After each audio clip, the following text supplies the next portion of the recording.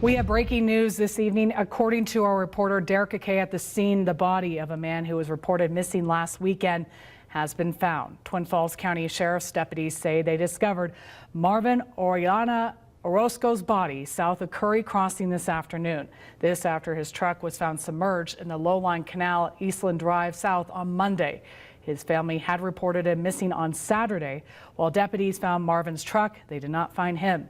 A group consisting of search and rescue team, family members and friends were searching the canal roads for any signs. We'll have more information tonight at 9 and 10.